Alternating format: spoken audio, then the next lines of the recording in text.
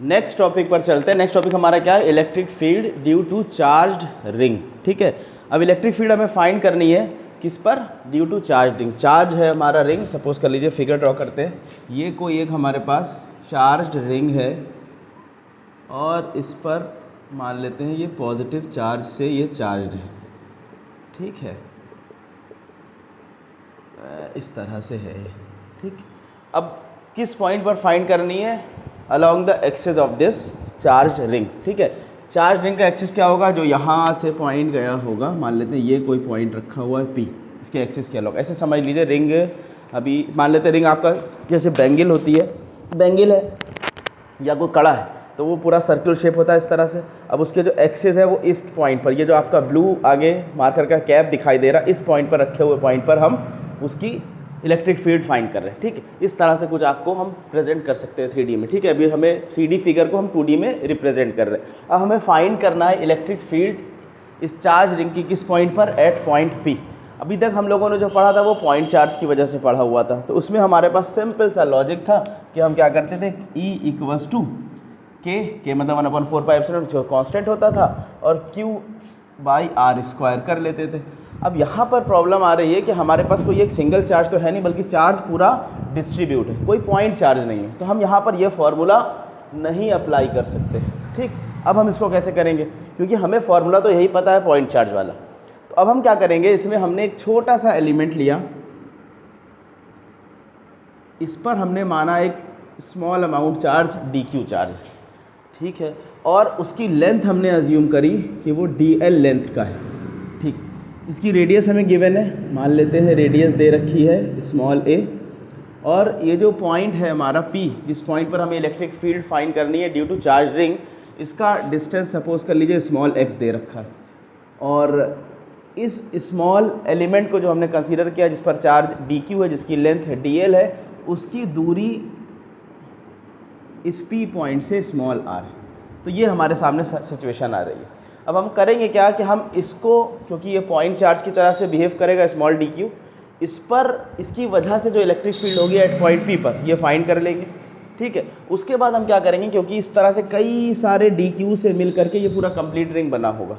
फिर हमने principle of superposition पढ़ा हुआ है। प्रिंसिपल ऑफ सुपरपोजिशन क्या कहता है कि अगर कई सारे चार्जेस हैं जो किसी भी पॉइंट पर इलेक्ट्रिक फील्ड जनरेट करते हैं, तो हम सिंपली क्या करते हैं, उनका वेक्टर एडिशन कर लेते हैं। यहाँ पर भी हम यही प्रोसेस को, यही कॉन्सेप्ट को अप्लाई करने वाले हैं कि dq चार्ज की वजह से यहाँ पर जो लग रहा है फोर्स, उसको फिर dq अनदर इस तरह से पूरे रिंग के सरफेस पर जो dq छोटे छोटे चार्जेस हैं उन पर, उनकी वजह से जो इलेक्ट्रिक फील्ड लग रही है उसको हम वेक्टर एडिशन कर लेंगे। ठीक, तो सिंपली यहाँ से हमारे लिए ये वाला फॉर्मूला वैलिड हो जाएगा। ठीक है, तो चलिए देखते हैं। अब ये क्योंकि पॉजिटिव चार्ज है, कंडीशन वही सारी लगनी है कि पॉजिटिव चार्ज जब भी होगा electric field away from the charge show करेंगे।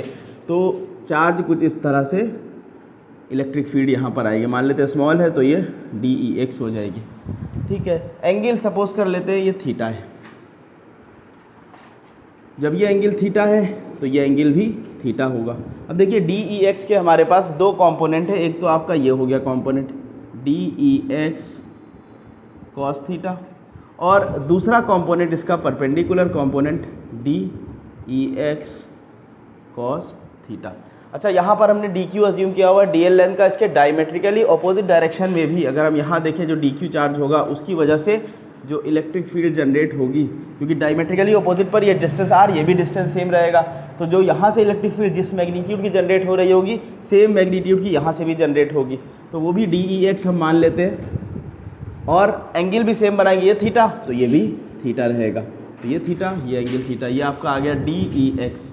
ठीक, अब DEX, इसके जब दो कंपोनेंट होंगे, एक कंपोनेंट तो ये हो जाएगा DEX cos थीटा, और एक आपका perpendicular component DEX sin theta. तो हम क्या देख रहे हैं यहाँ पर कि जो डायमेट्रिकली ऑपोजिट एलिमेंट है उसकी वजह से जो इलेक्ट्रिक फील्ड जनरेट हो रही है उसका जो परपेंडिकुलर कंपोनेंट है वो एक दूसरे को दोनों कैंसिल कर दे रहे हैं, सिर्फ बाकी क्या रह जा रहा है, जो एक्सियल डायरेक्शन में कंपोनेंट। इसी तरह से आपके जो अलग अलग चार्जेस होंगे, हर चार्ज का जो परपेंडिकुलर कंपोनेंट होगा वो एक दूसरे को कैंसिल कर देगा, सिर्फ बाकी कौन सा रहेगा आपका, सिर्फ एक्सियल डायरेक्शन में लगने वाला चार्जेस, यानी कि हमें होल सोल सिर्फ इसी को ही फाइंड करना, DEX cos x नहीं बल्कि cos theta, DEX cos theta, इसको हमें ही फाइंड करना है, इन्हीं का ही वेक्टर सम लेना, क्योंकि बाकी जितने भी वर्टिकल कंपोनेंट होंगे सब के सब कैंसिल हो जाएंगे। ठीक, अच्छा, अब हमने अज्यूम कर लिया कि लैम्डा हमारा, लैम्डा क्या है, लाइन चार्ज डिस्ट्रीब्यूशन है, ठीक ना। अभी हम लोगों ने जब कंटिन्यूस चार्ज डिस्ट्रीब्यूशन पढ़ा था तो वहाँ पर हमने 3 टाइप देखे थे, एक तो line charge distribution, surface charge distribution और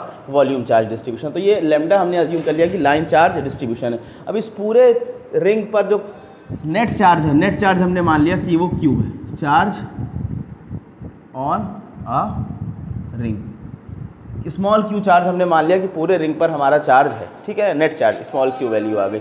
अब हमें करना क्या है कि हमें डी क्यू की वैल्यू को अगर हम इसके टर्म्स में लेकर के आना चाहते हैं तो हम कैसे ला सकते हैं। लैम्डा बराबर क्या होता है, यानी कि लाइन चार्ज डिस्ट्रीब्यूशन क्या होता है, चार्ज पर यूनिट लेंथ। तो स्मॉल एलिमेंट जो कि डी क्यू है उस पर चार्ज डी क्यू है, उसकी लेंथ कितनी है, डी एल है। और जो कंप्लीट रिंग है उस पर जो नेट चार्ज है वो स्मॉल क्यू है और उसकी लेंथ कितनी है। अब लेंथ यानी कि सरकमफेरेंस, सरकमफेरेंस सर्किल का क्या होता है, 2 पाई आर होता है। और यहाँ पर आर की जगह रेडियस की जगह पर ए है, तो ये हो जाएगा 2 पाई ए। तो यहाँ से हमें डी क्यू की value in terms of Q और 2 पाई ए के टर्म्स में मिल गई। तो डी क्यू की वैल्यू आ गई Q upon 2 pi a d L. Clear, ठीक है, डी क्यू की वैल्यू आ गई। अब चलते हैं डी ई एक्स निकालते हैं। तो d E x same formula, constant 1/4 pi epsilon not Q, Q की जगह हमारे पास डी क्यू है, अपॉन आर स्क्वायर, डिस्टेंस हमारा आर स्क्वायर। ये इलेक्ट्रिक फील्ड लग रही होगी डी ई एक्स पर। एक्सियल डायरेक्शन में अगर हम देखें तो डी ई एक्स हमारा कितना है, d E x cos theta. तो d E x cos theta को भी निकाल लेते हैं। D E x cos theta कितना हो जाएगा, k d q upon r square cos theta. अच्छा, कॉस थीटा की वैल्यू अगर हम फाइंड करें, ट्राइंगल मान लेते हैं, ये पी पॉइंट है, इस पॉइंट का नाम ए रख लेते हैं, इसका ओ। तो ट्राइंगल ए ओ पी एक राइट एंगल ट्राइंगल है और राइट एंगल ट्राइंगल में ट्रिग्नोमेट्रिक रेशियोज बहुत अच्छी तरह से आते हैं। तो कॉस थीटा की वैल्यू अगर निकालनी हो तो कितनी बनेगी, कॉस थीटा बराबर क्या होगा, बेस अपॉन हाइपोटेन्यूज।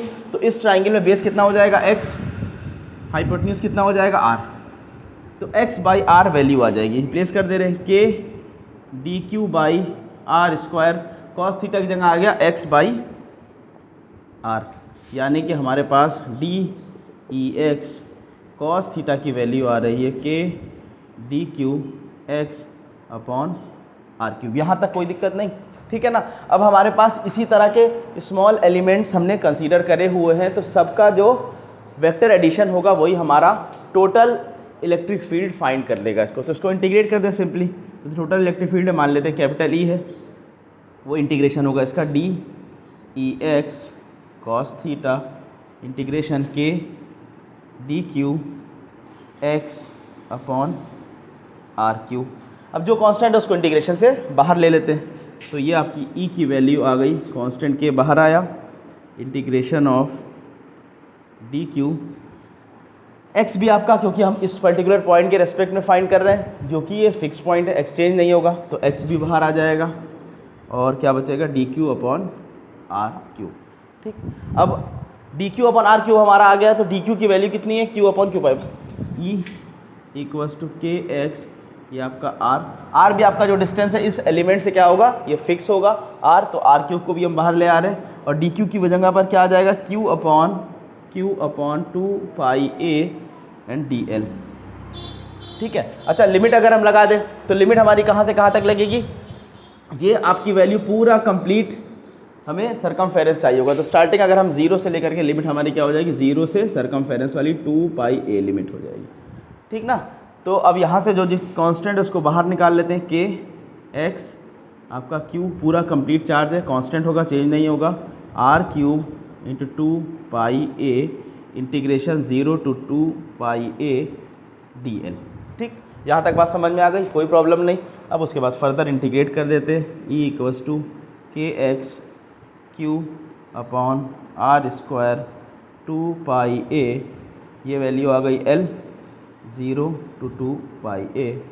अपर लिमिट रख दें, k x q upper limit 2 pi a minus 0, denominator में क्या है, आर क्यूब चल रहा था ये।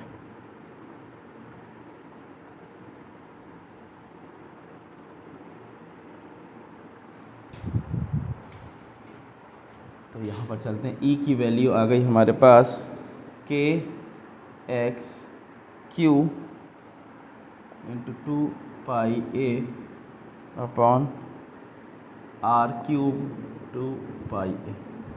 आर को अगर हम एक्स और ए के टर्म्स में लिखना चाहें तो आसानी से लिख सकते हैं पाइथागोरस थ्योरम की हेल्प से। के एक्स क्यूब आर कितना हो जाएगा under root x square plus a square, और ये अंडर रूट है तो पावर 1/2 बाहर 3 लगी तो ये बन जाएगा 3/2।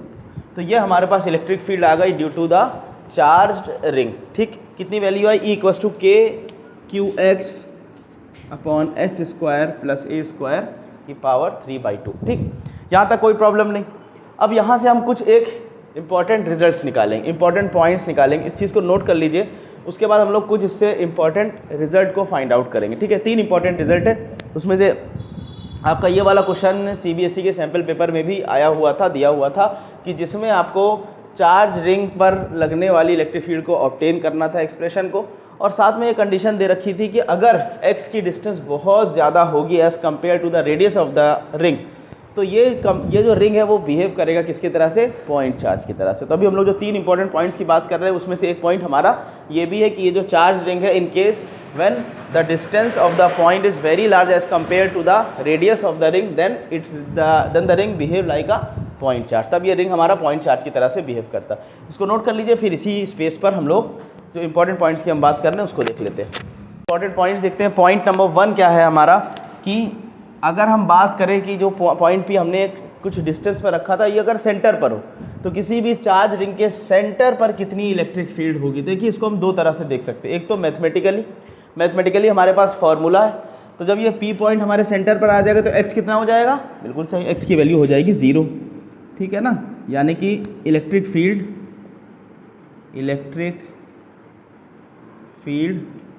At the centre of the charge ring कितनी हो जाएगी? ई की वैल्यू हो जाएगी 0। क्यों? क्योंकि x की वैल्यू है हमारी 0। ये तो मैथमेटिकली हमने देख लिया। इसको अगर हम लोग रियलाइज़ भी करें, ठीक है, तो भी इस चीज़ की बात समझ में आती है। अगर हम ये सेंटर पर है, ये चार्ज हमने डी क्यू अज्यूम किया हुआ है, एक पॉजिटिव चार्ज, तो इसकी वजह से जो इलेक्ट्रिक फील्ड होगी उसका डायरेक्शन कुछ ऐसा होगा, और जो डायमेट्रिकली अपोजिट डायरेक्शन में होगा उसकी वजह से इलेक्ट्रिक फील्ड ऐसा होगा। सेम मैग्नीट्यूड होगा, अपोजिट डायरेक्शन, ये इसको कैंसिल कर देगा। इसी तरह जितने भी एलिमेंट होंगे सब एक दूसरे की इलेक्ट्रिक फील्ड को सेंटर पर कैंसिल कर देंगे, क्योंकि सबका डायरेक्शन अपोजिट होगा। यहाँ पर हमने कोई लिया, इसकी वजह से ऐसा लगेगा, इसकी वजह से ऐसा लगेगा। यहाँ कोई लिया, इसकी वजह से ऐसा, इसके डायमेट्रिकली अपोजिट ऐसा। तो यानी कि सारे इलेक्ट्रिक फील्ड जो छोटे छोटे एलिमेंट्स की वजह से लग रही होगी वो सब एक दूसरे को कैंसिल आउट कर देगी, तो नेट इलेक्ट्रिक फील्ड हमारी कितनी आ जाएगी? 0 आ जाएगी। और ये हमें मैथमेटिकली दिखाई देगा। तो पॉइंट नंबर 1 हमारा ये है कि जब भी हम सेंटर पर चार्ज रिंग के इलेक्ट्रिक फील्ड फाइंड करने की कोशिश करते हैं तो वैल्यू कितनी आती है? 0 आती है। पॉइंट नंबर 2 को देखते हैं कि अगर हमने मान लिया कि ये जो P पॉइंट है ये बहुत ज़्यादा डिस्टेंस पर रखा है, यानी कि x की value when x is very very very greater than a, ठीक है, very very large as compare to, यानी कि उसके रेडियस से कंपेरिजन s की वैल्यू बहुत बड़ी है। ठीक, तब क्या होगा चेक करते हैं। E की वैल्यू हमारे पास कितनी है? K x q upon x square plus a square की पावर 3/2 है अपने पास। इसको हम और क्या लिख सकते हैं? के एक्स क्यू, अगर हमें x और a में कंपैरिजन करना है तो उसके रेशियो के फॉर्म में बना ले। तो रेशियो फॉर्म में कैसे बन सकता है? अगर हम x को बाहर ले आए, x बाहर कैसे आएगा? पावर 3/2 है, ये एक्स स्क्वायर है, एक्स स्क्वायर हम इसमें से कॉमन लें तो ये बाहर 1/√2 की वजह से सिर्फ x बचेगा, लेकिन पावर 3 है तो एक्स क्यूब बाहर निकल के आ जाएगा। तो यहाँ क्या बचा? 1 plus a square upon x square की होल पावर 3/2। ठीक है, एक x को कैंसिल कर दे रहे हैं। अच्छा, अब x की वैल्यू बहुत लार्ज है एज़ कम्पेयर टू a, तो a अपॉन एक्स क्या हो जाएगा आपका? बहुत छोटा हो जाएगा, बहुत छोटा हो जाएगा, यानी कि टोटल वैल्यू 1 हो जाएगी। ठीक ना, तो वैल्यू कितनी आ जाएगी? E equals to k Q upon x square हो चुका है, और ये वैल्यू पूरी 1 हो चुकी है। ठीक है ना, ये वैल्यू 1 क्यों हो चुकी है? 1 plus a square x square approx value 1 हो गई है। क्यों हुई है? क्योंकि x is very very large as compare to a. ठीक है, अब देखिए यहाँ से क्या फॉर्मूला मिला, बड़ी इंटरेस्टिंग बात हमें मिली। E equals to k q x square, ये क्या चीज़ है? ये पॉइंट चार्ज है, बिल्कुल सही। यानी कि पॉइंट चार्ज का फॉर्मूला पॉइंट चार्ज की वजह से लगने वाली इलेक्ट्रिक फील्ड है। और हमने यही पढ़ा हुआ है कि जो चार्ज रिंग होता है हमारा, चार्ज रिंग अगर पर अगर हम चार्ज रिंग से इलेक्ट्रिक फील्ड फाइंड करते हैं किसी पॉइंट पर जो कि बहुत ज़्यादा डिस्टेंस पर है as compare to the radius of the ring, तो उस केस में चार्ज रिंग बिहेव कैसे करेगा, पॉइंट चार्ज की तरह से बिहेव करेगा। ये क्वेश्चन आपका सैंपल में दिया हुआ था, ठीक ना।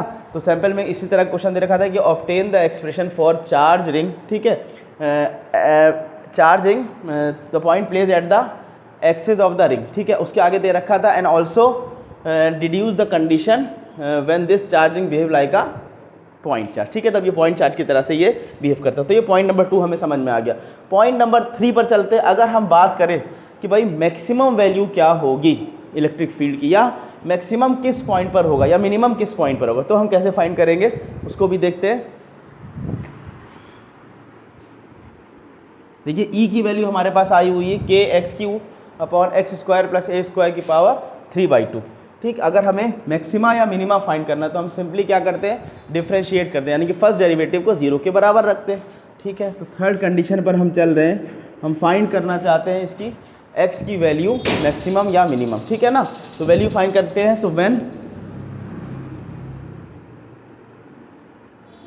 या बल्कि फॉर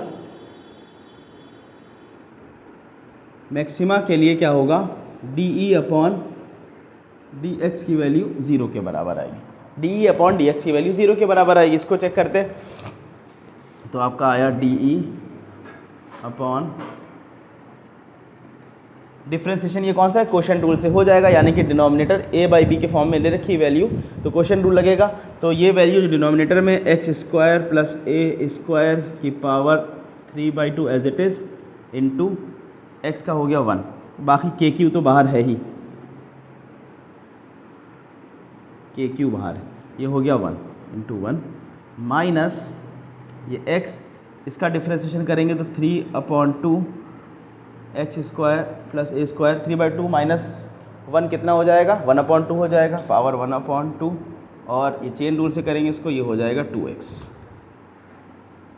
और डिनोमिनेटर में क्या आ जाएगा, इसका स्क्वायर है, इसको स्क्वायर करेंगे तो x square plus a square की पावर 3।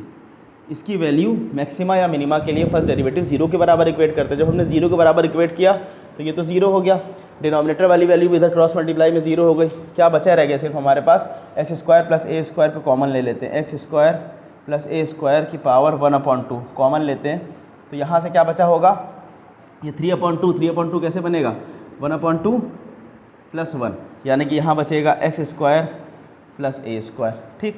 आगे चलते, ये वैल्यू तो बाहर आ गई है, माइनस एक्स, और ये 2 से 2 कैंसिल भी कर दे रहे हैं, 3x स्क्वायर ये 0 के बराबर आ गया। अच्छा, इनका सम कभी भी 0 के बराबर हो नहीं सकता, इसका मतलब यही वैल्यू 0 के बराबर होगी।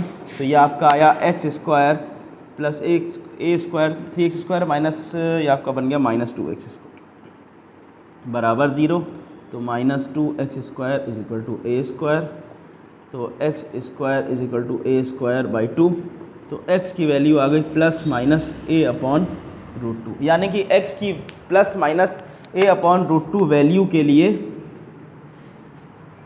ये हमको वैल्यू जो मिलेगी वो इलेक्ट्रिक फील्ड मैक्सिमम मिलेगी। तो 3 हमें इंपॉर्टेंट पॉइंट पता लगा। पॉइंट नंबर 1 कि सेंटर पर इलेक्ट्रिक फील्ड कितनी होगी, 0। पॉइंट नंबर 2 कि जब x की वैल्यू बहुत लार्ज होगी as compare to the radius of the ring, in that case this charge ring behave like a point charge. और पॉइंट नंबर 3 क्या है कि x equals to plus minus a upon √2 पर हमें ये वैल्यू इलेक्ट्रिक फील्ड की maximum मिलेगी, ठीक है। अब कितनी वैल्यू होगी, अगर ये भी क्वेश्चन उठता है तो सिंपल है, इसमें बस सिंपली हमें a अपॉन √2 की वैल्यू प्लेस करनी है।